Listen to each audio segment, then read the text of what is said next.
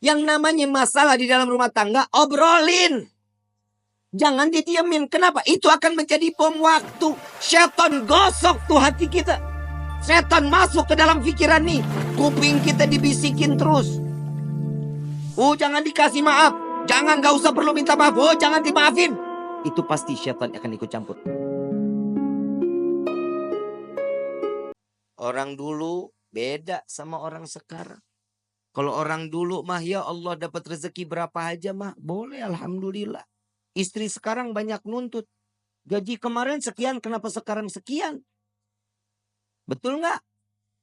Kenapa begitu?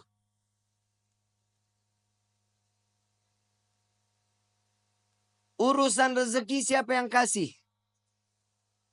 Kenapa mintanya sama suami? Mintanya sama Allah. Tapi doanya di samping suami. Ya Allah, berikan rezeki kami yang banyak lewat suami saya. Samping telinga ngomong kalau lagi tidur juga. Ya Allah, lipstik bea.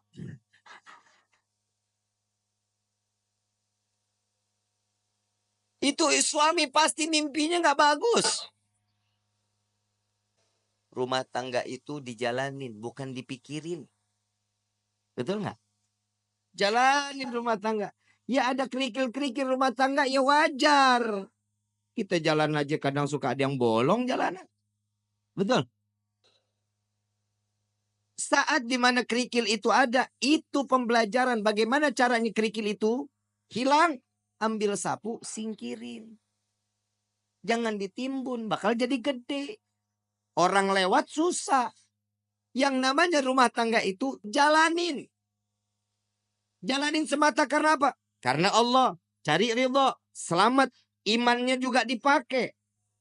Yang namanya manusia itu ditegur lewat perkataan Allah. Takwanya yang diingetin.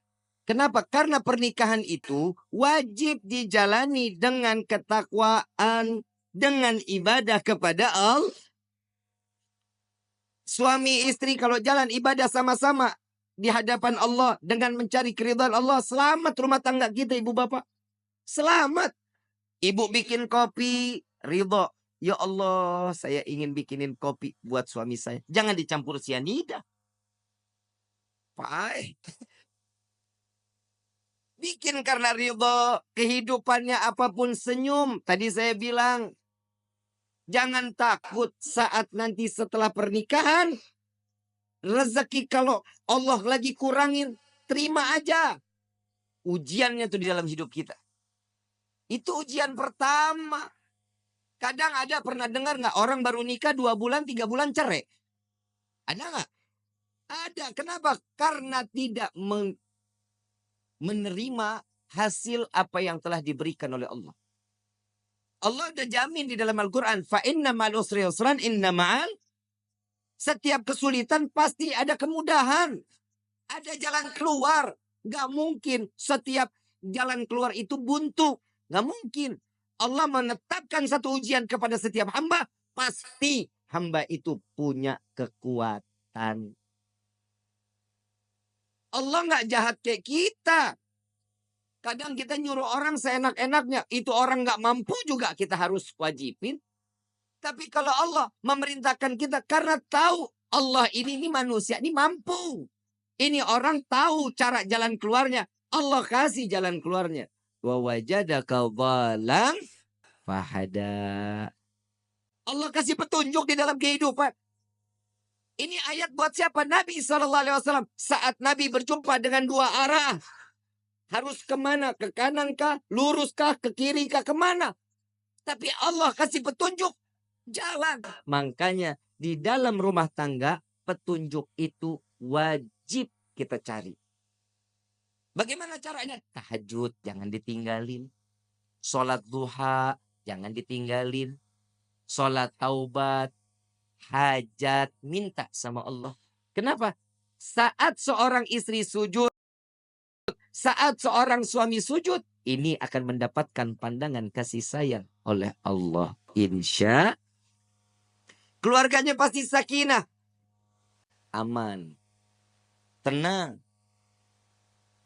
Yang kedua, mawaddah. Mau apapun kendala di dalam rumah tangga, tetap ngegemesin. Tahu ngegemesin?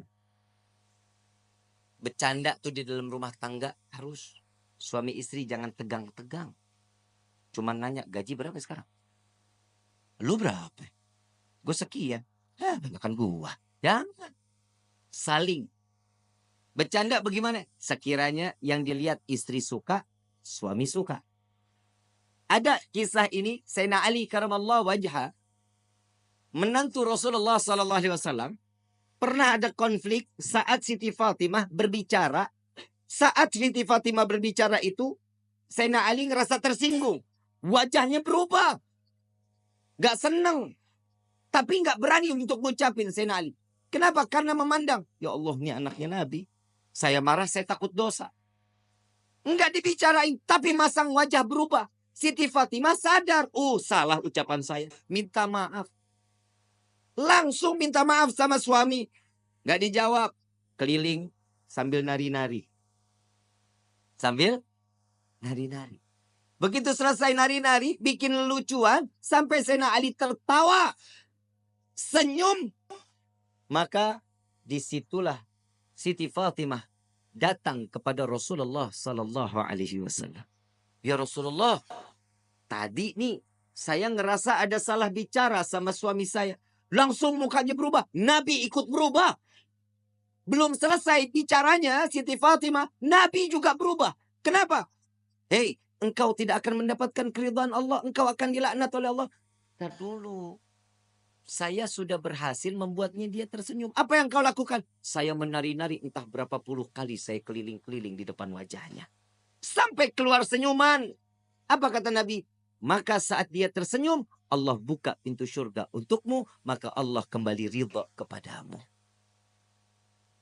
Pak, Bapak, besok kalau istri marah-marah, panggil topeng monyet. Suruh main, suruh dia joget di depan kita. Jangan malu, Bu. Ibu punya salah, ngomong minta maaf. Nggak tahu salahnya di mana, tetap minta maaf. Bib, kalau yang salah suami, tegur baik-baik. Jangan didiemin sehari, 2 hari, 3 hari. Ini bahaya. Ini kadang di rumah tangga suka begitu tuh. Kadang kalau lagi ribut rumah tangga, main diem-dieman. Saya lagi bingung. Ada suami istri kalau ribut diem-dieman. Lu tinggal serumah. Lu diem-dieman. Lu kayak anak kos. Yang namanya masalah di dalam rumah tangga, obrolin. Jangan didiemin. Kenapa? Itu akan menjadi bom waktu. Setan gosok tuh hati kita. Setan masuk ke dalam pikiran nih. Kuping kita dibisikin terus. Oh, jangan dikasih maaf. Jangan, gak usah perlu minta maaf. Oh, jangan dimaafin. Itu pasti syaitan akan ikut campur. Kenapa? Syaitan gak bakal pernah terima ngelihat rumah tangga utuh karena cari ridha Allah. Syaitan gak bakal diam.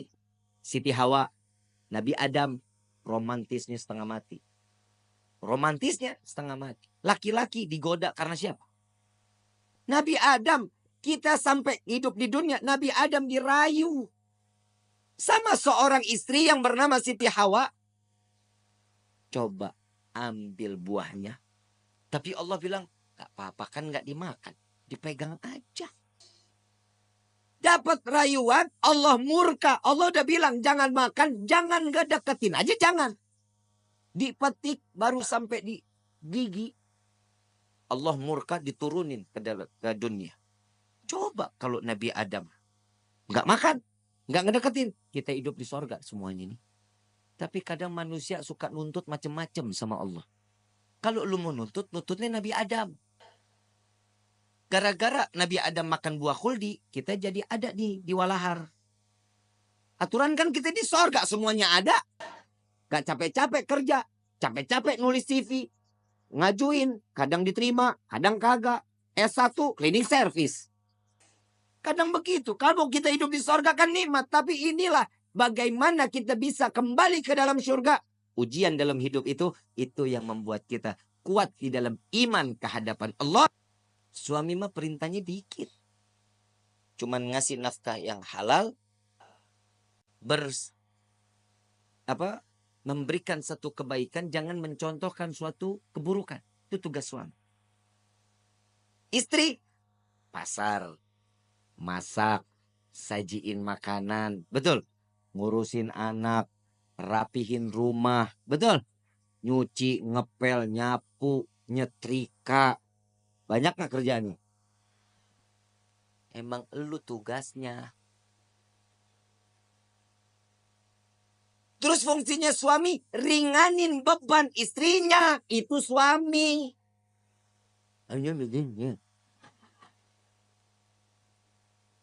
Yang namanya suami kalau lagi istri nyuci, suami yang ngejemur.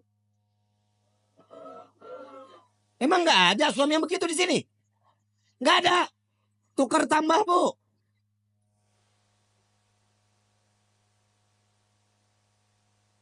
Suami yang angkatin jemuran, istri yang nyetrika. Nggak ada. Suami yang ke pasar, istri yang masak. Nggak ada. Ya derita lu dah. Ngeringanin beban istri itu salah satu pahala untuk suami. Minimal. Saat suami istri lelah, pundak kita berharga, Pak, buat istri. Saat istri mengadu, yang aku capek hari ini, sini saya. Gak ada yang begitu, gak ada. Berarti di dunia laki gue doang yang begitu tuh. Lah ngapa lu? Lah bini-bini gua. Ini fungsinya mawaddah, saling manja. Gemesin. Tuh, tingkah laku yang begitu aja ibu pada teriak. Kenapa? Gemes banget begitu. Yang ketiga, warahmah. Hibur kehidupannya dengan kasih sayang. Pegangan tangan, rahmat. Allah turunin kasih sayangnya. Rontok dosa kecilnya. Pandangan-pandangan mata, cintanya makin tumbuh. Tapi Pak, jujur kita jadi suami banyak ngedoain istri. Istri belum tentu doain kita, Pak. Lah emang benar. Pak, boleh dipercaya mau enggak. Bapak ntar tidur pandangan-pandangan mata. Yang namanya suami ngelihat istri. Pasti di dalam hatinya, ya Allah. Istri saya capek dari pagi sampai gini hari. Belum ngurusin saya. Belum apa-apa. Ya Allah. Kesian. Jadiin semuanya capeknya, lelahnya jadi nilai ibadah di hadapanmu ya Allah. Itu suami doanya. Kalau istri ngelihat kita Pak lagi tidur pandang-pandangannya, elah laki gue begini banget. Mana mata belok, hidung pesek, hitam, hidup lagi. Tuh istri begitu. Tapi ingat Pak, semua apa yang dilakukan oleh seorang istri contoh dari suaminya. Bapak mau lihat istri wangi, Bapak juga tampil wangi dong. Ya, jangan tiap hari pakainya 1000 bunga, 1000 bunga, 1000 bunga. Istri juga enak. Pakai yang kerenan gitu. Hahaha. Betul kan Bu? Tapi memang istri itu dituntut wajib wangi. Di depan suami. Lu mah kagak. Mana apek. Bore mason. Cap kampak. GPU. Kan. Bu. Bu. Ah jangan dulu dah Mayang aja. Mayang. Ini kan malam pertama nih Cing. Yusuf. Iya. Yeah. Ini dalam hatinya Habib udahan ke. Mayang. Tampilnya sebagaimana pengantin baru terus sampai mati menjadi pengantin baru. Ya. Minimal kalau tidur nggak males pakai bedak, pakai lipstik. Ya. Sup ngomong. Yang aku paling suka deh ngelihat kamu kayak gini. Puji. Seorang istri itu paling seneng Sup kalau dipuji. Yang hidung kamu tuh. Kayak baskom.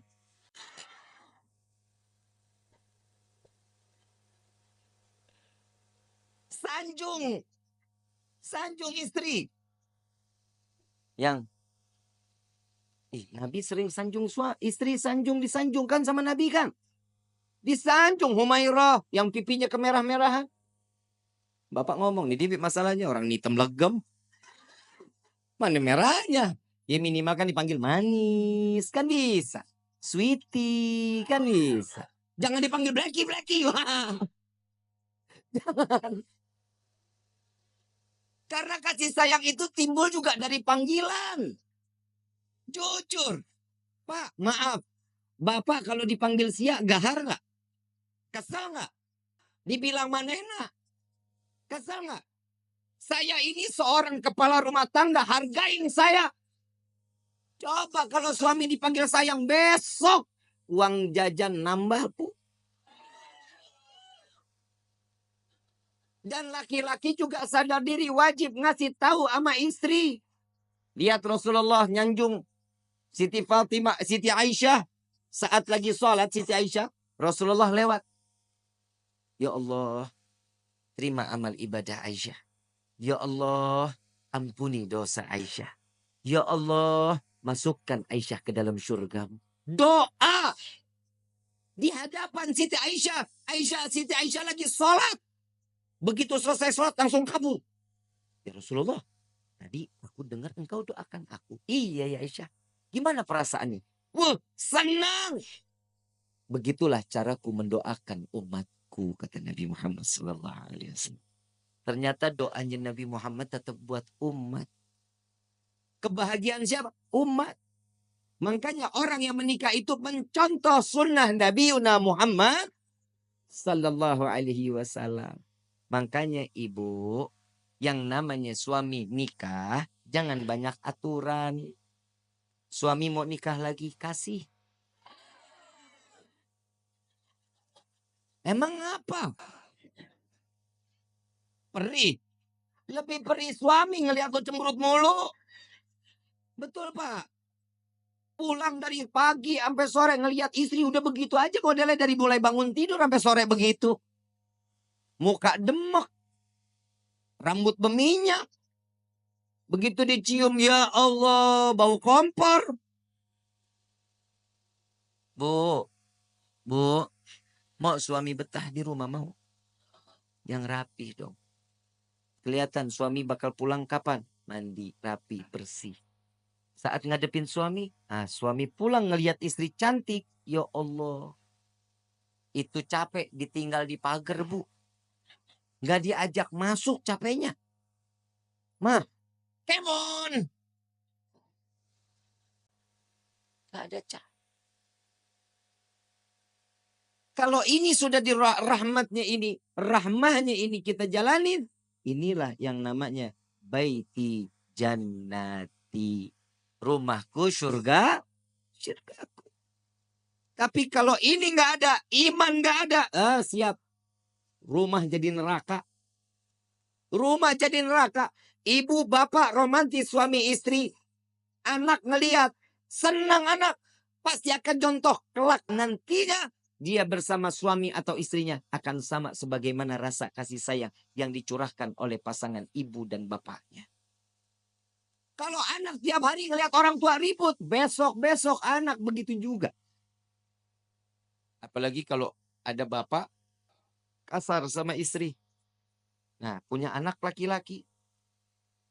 Punya anak perempuan. Besok-besok tuh anak kalau udah gede, punya psikologinya berubah, takut sama laki-laki. Dia akan cari pasangan perempuan. Lah emang udah banyak sekarang yang begitu. Sebenarnya itu faktornya bukan hanya itu. Yang kedua, ada salah sama siapa dia bermainnya. Sama siapa dia berkawannya. Makanya rumah tangga itu diisi dalamnya dengan iman. Kenalin Allah sama nabinya. Maka rumah tangga akan berkah. Ini ibu kagak sholat, bapak nggak sholat. Anak dituntut untuk hafal Quran, kan PA. Nah ibadah ya. Jangan bikin ibu, bapak masuk ke dalam neraka. Nah lu yang mau dinerakain. Kadang orang tua juga suka egois. Dia ngarepin ini anak bisa nyelamatin dia. Sekarang hidupnya dia semau-maunya. Kasih kenal anak kepada Allah sama Nabi. Itu yang bikin tenang. Bapak, ibu enak ibadah. Ibu enak pengajian. Anak terlepas rambutnya. Kelihatan sama yang bukan mahramnya. Hati-hati. Ini anak perempuan begini. Cukup dengan satu helai. Bawa masuk 4 laki-laki ke dalam neraka jahanam. Bapaknya. Pamannya. Baik itu dari ibu atau dari bapak. Suaminya. Anak laki-lakinya. Jangan jadi aman. Makanya saya selalu mengatakan saat proses pemakaman. Simak baik-baik. Untuk para alim ulama, para kiai, para asatidz. Saya ingin menyampaikan.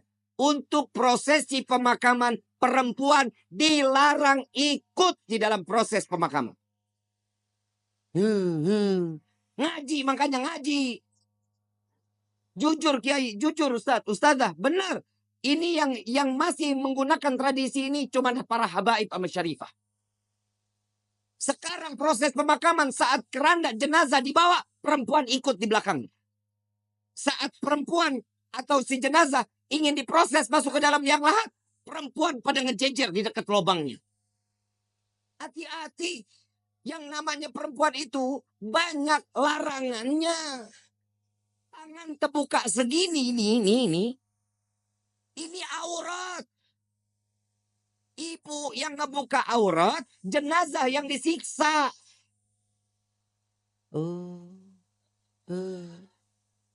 Ini tolong Pak diumumin. Pak Kepala Desa boleh bikin surat untuk setiap masjid sama musola. Perempuan dilarang ikut. Bib, ini ibu saya, bodoh amat. Habib, ini bapak saya, kumaha aing bae. Nggak boleh. Jangan. Kenapa? Ini akan menjadi satu siksaan. Selesai proses pemakaman, laki-laki keluar, perempuan mau silahkan, mau ziarah nggak dilarang. Tapi saat prosesnya jangan. Kenapa? Bikin repot. Belum nangis, kayak orang gila. Bapak, ibu. Kalau suami yang meninggal nggak begitu nangisnya. Ya, jangan tinggalin saya. Buaya. Apalagi warisan banyak, senyum. Yang tenang ya yang. Mudah-mudahan diterima amal ibadahnya ya yang. Tuh kalau duitnya banyak. Ada laki-laki lihat. Ini siapa nih yang nangis-nangis kan gerung-gerung. Oh ini istrinya. Jandanya boleh juga nih. Ajang jodoh di depan pemakaman. Hati-hati ya. Kiai Ustadz tolong ini diumumkan di setiap majlis-majlis ta'lim. Ya Bu ya. Ya Bu. Ibu sayang nggak sama jenazah? Mau dia saudara, mau dia adik, mau dia siapa. Biarin. Yang urus biar orang yang mahramnya laki-laki. Emang ibu ikut gali kubur?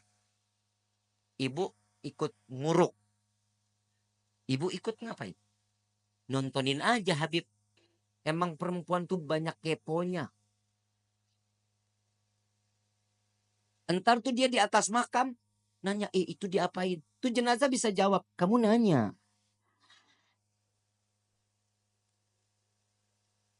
Bahaya. Ya jangan ya. Jangan ya Bu ya. Mulai sekarang nggak boleh ikut lagi. Insya Allah. Nanti kalau suatu saat mudah-mudahan kita semua dikasih umur panjang. Sehat afiah. Untuk ibadah kepada Allah. Amin ya Rabbal. Allahumma entah keluarga kita yang meninggal biarin aja. Biarin. Sampai selesai. Mau ikut ke pemakaman boleh tapi nunggu. Selesai proses laki-laki keluar perempuan baru masuk. Ya. Ikut situ mau tebar bunga silahkan ya, mau naruh air mawar silahkan, nggak apa-apa. Tapi saat proses perempuan jangan ada yang ikut. Kenapa? Ini yang akan menjadi penyebab siksaan untuk ahlil kubur. Na'udzubillahi min dzalik. Kenapa? Karena perempuan itu banyak larangannya. Paham ya? Insya kurang lebih mohon dibukakan pintu maaf yang seluas-luasnya. Wabillahi taufiq wal hidayah. Wassalamualaikum warahmatullahi wabarakatuh.